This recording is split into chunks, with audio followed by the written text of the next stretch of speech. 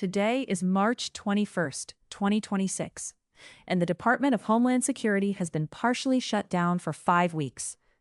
If you have flown anywhere this week, you probably noticed the security lines spilling out past the baggage carousels. TSA agents are going to work without pay. And instead of passing a bill to pay them, the United States Senate spent today talking about driver's licenses and women's college basketball. Welcome to the appropriations process. Let's start with the money, or the lack of it. DHS funding ran out back on February 14th. We are deep into week 5 of a partial shutdown, Which is starting to show real operational cracks. We talk a lot about the airport lines because that is what the public sees. But this impacts the entire DHS umbrella. You have stalled cybersecurity operations at CISA, halted emergency preparedness grants at FEMA, and unpaid workers at the Coast Guard. Surprisingly, the central fight keeping the agency closed bypasses the federal budget entirely. It centers on a standoff over immigration and customs enforcement that traces back to a fatal operation in Minneapolis this past January. Right. 2 U.S. citizens were killed by DHS agents during that operation. We still do not have all the details of what went wrong, but the political fallout on Capitol Hill was immediate. Democrats took a firm stance, saying they will not approve full-year funding for ICE without structural, mandatory reforms to how the agency operates. Specifically, they want 3 things: mandatory body cameras on all agents, an end to the practice of officers wearing masks during operations, and stricter requirements for obtaining warrants. To understand why Democrats are refusing to yield, you have to look at what actually happened in Minneapolis. The agents involved in that shooting were wearing masks, which made identification complicated, and they were operating under administrative rather than judicial warrants. That is why those specific reforms are the exact points Democrats won't negotiate away. Which brings us to the negotiations. There were actually bipartisan talks happening this week with Border Czar Tom Homan. For a minute there, everyone was calling the meetings productive. Until they weren't. Right. The White House presented a counteroffer. They agreed to expand body camera use, and they offered to place strict limits on ICE enforcement actions at sensitive locations, like schools and hospitals. But they held firm on the masks and the warrants. And to the Democrats, that failed to address the root cause. So they walked away. Because Democrats won't sign off on the ICE funding, Republicans are refusing to pass piecemeal funding. Meaning, they won't let the Senate pass a separate, smaller bill just to pay the TSA agents or just to keep FEMA running. In a normal year, breaking up an appropriations bill to keep the non-controversial stuff running is pretty routine. But Senate Republicans know that the minute they fund the TSA and get the airports back to normal, all the public pressure to fund ICE disappears. Think of it like a legislative bundle. They have bundled the highly controversial agency with the agencies that directly impact the daily lives of voters. If you unbundle them, the controversial agency gets left behind. This is actually the exact scenario critics warned about when the Department of Homeland Security was created back in 2002. You put airport security, disaster relief, and immigration enforcement into one massive department, and suddenly a fight over border policy can shut down hurricane response and air travel. And that structural quirk is exactly what the Senate is fighting over today. Democratic Majority Leader Chuck Schumer of New York went to the floor to demand a standalone vote just to fund the TSA. I'm assuming that did not pass. It did not. Schumer's argument is that the workers are unfairly paying the price. Let me read you his quote from the floor. "It is unacceptable for workers and travelers and entire airports to get taken hostage in political games. But that is what the Republicans are doing." That is intense rhetoric. It is. He went on to say that Democrats want to pay TSA workers immediately, but they refuse to give ICE unrestricted funding.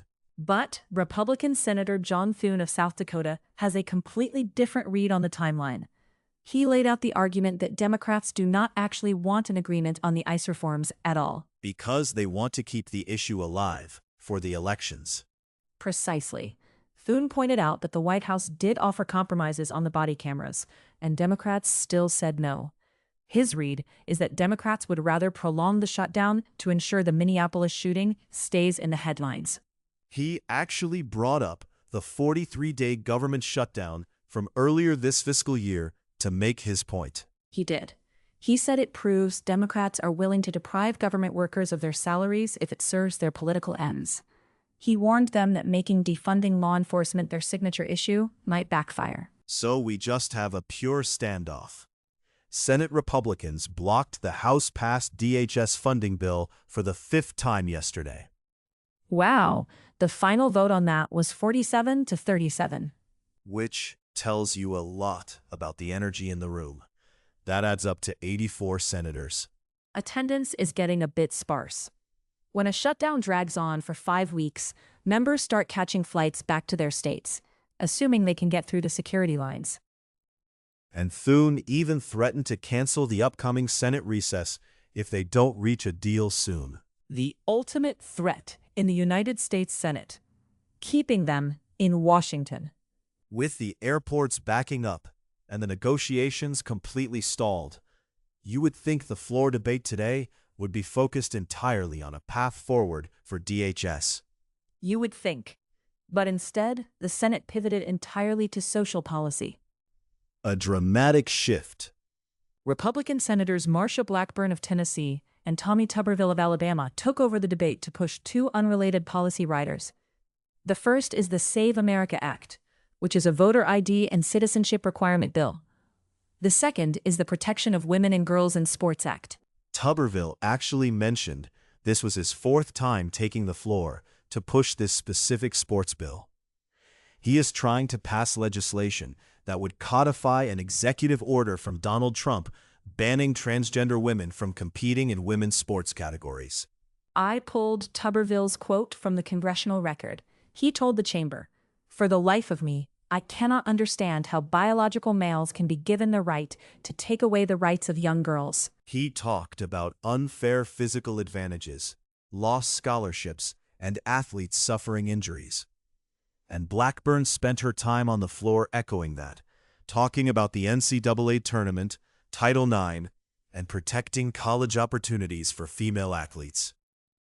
She actually described the redbud trees blooming in Tennessee and girls shooting basketballs in their driveways. The disconnect in the chamber today was pretty stark. Schumer is down the hall talking about TSA workers emptying their savings accounts to pay rent, and the floor debate is focused on high school track meets and spring foliage. But the strategy behind it is highly strategic. Thune actually kicked off the morning debate by hammering the Democrats on the voter ID portion of the Save America Act. He noted that a clean photo ID bill was offered earlier in the week, and Democrats blocked it. Which gave Thune his opening. Right.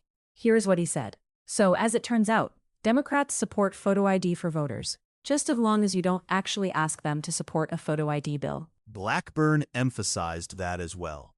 She argued that 71% of Democrats and 90% of Republicans support voter ID.